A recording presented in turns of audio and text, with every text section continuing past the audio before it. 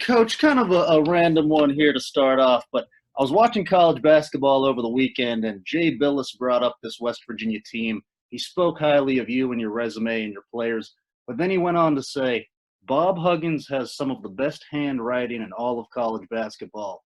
Wonderful penmanship. I just wondered, how does he know about that, and can you speak to the legitimacy of those claims? Well, probably because every time I was out with Jay, I signed the check.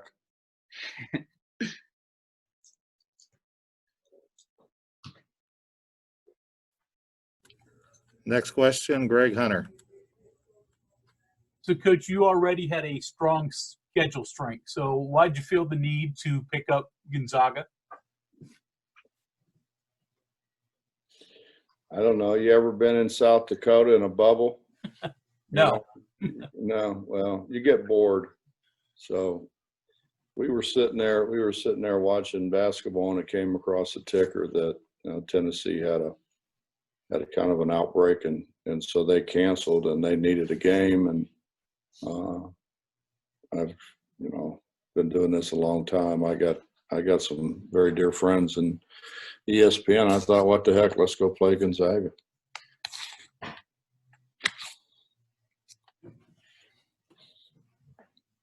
Kevin Kinder. There's a couple of questions about point guard play. It seems like it's evolved over the past few years. You don't necessarily have to have the traditional ball handler, pass first guy. You want a guy that can also break down defenses and drive it. So can you win with those kind of players, or a point guard by committee, or is the optimal thing having that traditional style guy? I think I'd have a hard time. Naming point guards, just true point guards. I mean, you think about what's the difference between Deuce and Truck? Truck scored what? Almost, what was it, 1,600 points? Wani was different, but I mean, we haven't had. I don't know who does have really. I mean, there's not a lot of John Stocktons running around out there. There's not a lot of Nick Van Exels running around out there. I think everybody wants to score. Everybody works on scoring. Everybody works on shooting. So I just don't think. Look at all the teams in the country. I mean, Kansas is playing a 6'6", 6'7" guy at point guard, who really was a power forward last year. I don't know if it matters as long as they do what you need them to do. And overall, your assessment, your point or your guard offense starting play so far, and is there one or two areas you'd like to improve a little bit on? There's a lot of areas we'd like to improve. We haven't played very well. I mean, for this group, I don't think we've played near as well as what we're capable of playing. We haven't guarded. We haven't guarded not even a little bit compared to what this same group did a year ago at the end of the year. At the end of the year, think about it. I mean, Baylor came in here #1 in the country, I think, and we guarded the heck out of them. And they bounced it, and we didn't guard, the teams that we played in South Dakota the way we guarded teams in our own league. I think our defense has got to get a lot better. We miss so many open guys, and I'm just not talking open cutters. I'm talking about guys standing wide open, in maybe in a corner or on the wing or whatever. We've got our floor vision has got to improve. But, I think to pass it, first of all, you have to want to pass it. And we need to get to there too. Justin Jackson. Hey, Coach, how you doing? Good, Justin. Kind of a technical question here. Gonzaga had a small little, I guess, outbreak last week. Is there any guarantee that Gonzaga will play on Wednesday? And have you been told of any, like, backup plans if they weren't able to make the game? All I know is, Justin, they haven't said they won't. But here's what I think everybody's missing. It's not up to us. It's up to the health board. And from what I understand, when Gonzaga had an outbreak, the first thing Huey did was go to the local health board and did what they said that they were supposed to do. That's what we have to do. It's not coaches making decisions. It's not athletic directors making decisions. It's your local health board. Or the Charles local Montgomery. health board if you're them and you're in Florida rather than all the way across the country. Sorry, Coach. Charles Montgomery. Coach, so what do you have to look forward to when it comes to guarding these players on Gonzaga like Timmy and Kispert and Suggs? What do you have to look to contain their scoring ability that they have obviously shown through 2 games last week? Well, Charles, who said I look forward to it? If Mess is putting that out, he's wrong. They're good, man. They're good. They're very, very skilled, and I think that's been a trait of Gonzaga basketball for a lot of years. They have a lot of very skilled guys. They pass it extremely well. They shoot it extremely well. I mean, they shoot it as well as anybody we've played in a long time. John Antonic. Yeah, I got 2, Coach. Number 1, size. This is a team that, size-wise, particularly what they got coming off the bench, couple 7-footers, the issues that presents. That's my first question with them. Well, I guess the answer is I would love those guys coming off the bench to play about 35 minutes. Okay. Instead of the guys they're starting. Those guys they're starting are really good, man. They're really good. I mean, I don't worry about Derek's ability to match up with a 7-footer. Gabe guards anybody. I mean, we could put Gabe on a point guard. We can put him on their center. So I don't think that's as big an issue as what our perimeter defense has been. Second thing, normally in a normal season, you have an exhibition and then you have the close scrimmage and then you have some time in between to look at what you did and say, okay, this is no good, throw this out. This is good, let's do more of this. You haven't had a chance to do that in the 3 games that you played because you had to go from one to the next to the next. And it's going to probably be that way from at least now until the immediate future with Gonzaga and Richmond coming up on Saturday. It's so you really haven't had a chance to really tweak anything or experiment or anything, right? No, but I mean, John, let's go back a little bit further. We didn't have an exhibition game, which we normally had, which we gave the money to charity, which I have a hard time finding anything wrong with doing something good for charity. And we didn't have a close scrimmage to where you can put those guys out there and see what they can do. I mean, you're 100% right. I mean, we got guys that I really haven't seen in a game situation. I see. And may not for a while.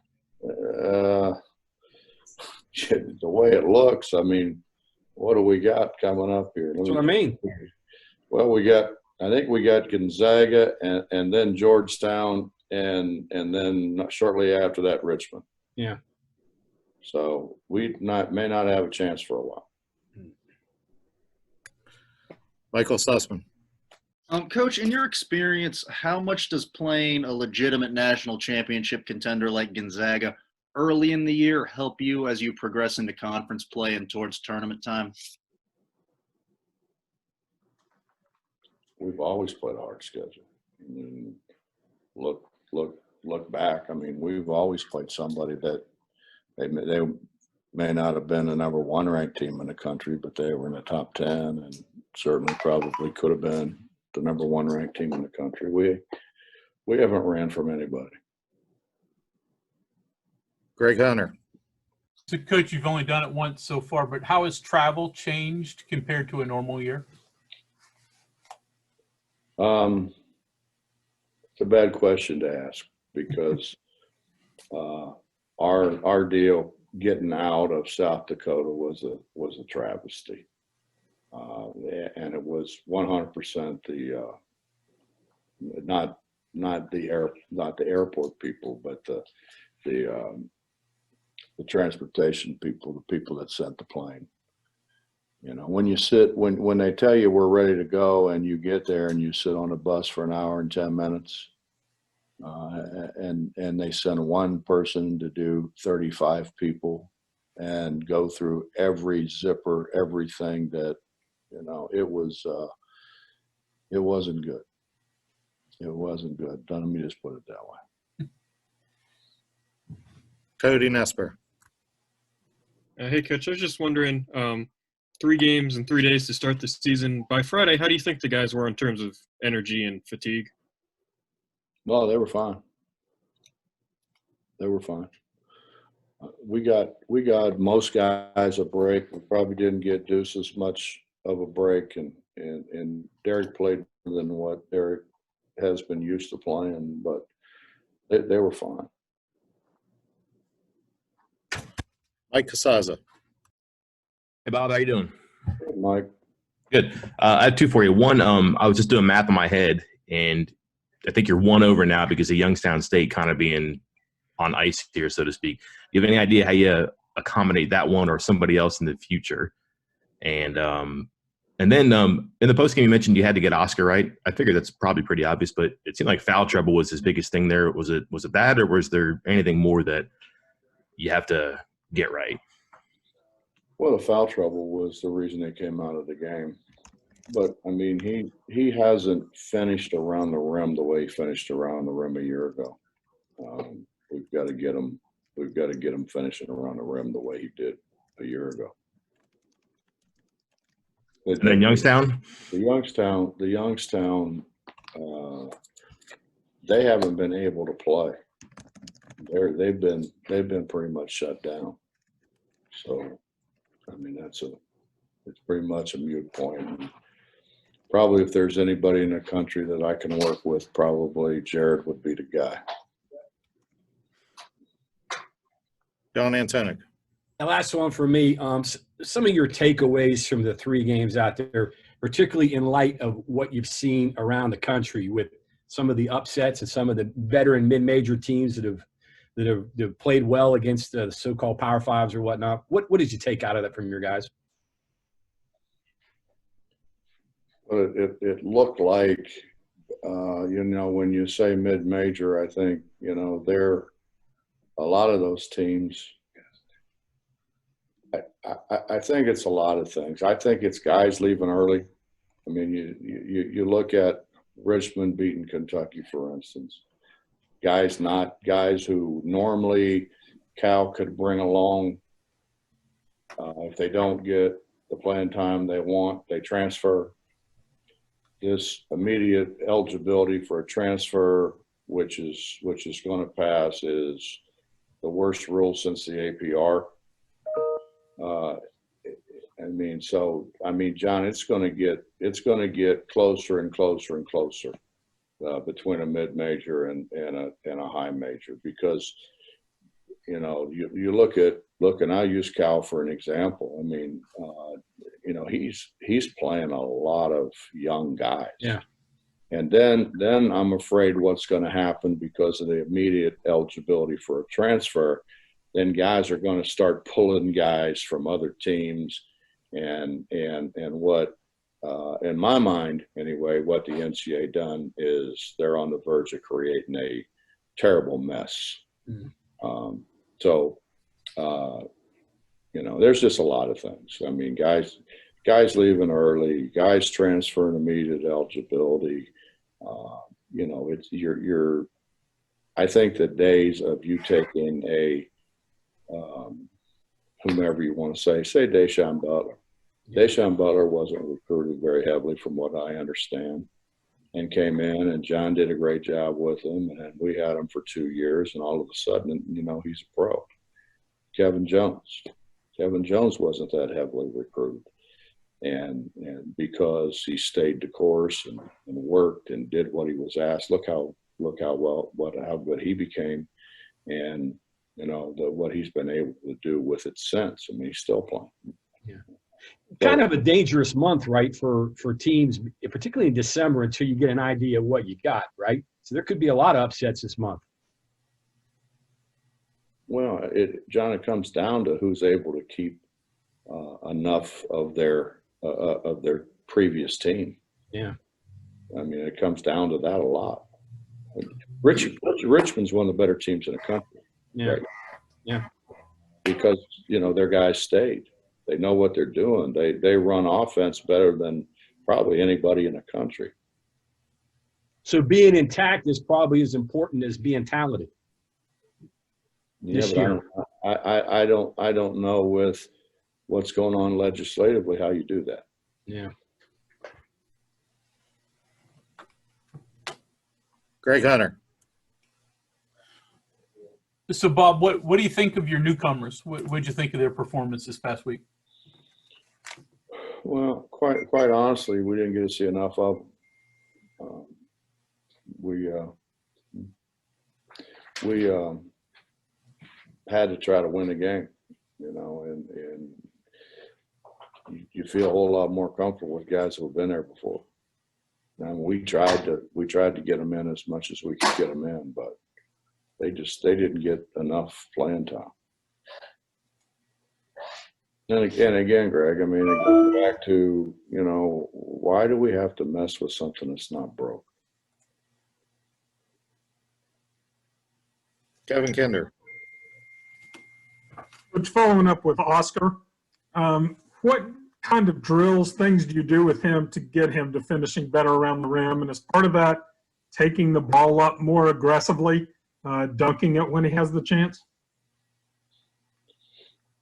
Well, dunking it depends on kind of who's around you, and when you had Bassie there, it's kind of hard to dunk it over him, so you have to use the rim as a shield. I mean, he can dunk it when there's nobody around him. It's hard to dunk over people in traffic, and it's just a matter of keeping your head on the rim. And that is a common problem, unfortunately, with bigs, is that they look everywhere but the rim. How do you miss a 1-footer? You don't look where you're shooting it. Last question for Coach will be Justin. Coach, just kind of curious, when Coach Few took over the Gonzaga program, I think it was 98 or 99, I think. He obviously, Gonzaga was a team on the rise at that point, but what he's done in the years since, he built a program, recruiting, a lot of foreign players, but now he's kind of gotten to a point where he can go out and recruit against some of the, the top names in basketball. You obviously have a good relationship with Coach Few. What has he accomplished there? And, is it sort of remarkable at all, what he's been able to do there on a recruiting cycle? Well, I think Fewy would be the first one to say that he owes a lot of it to Dan Munson, who really got it going.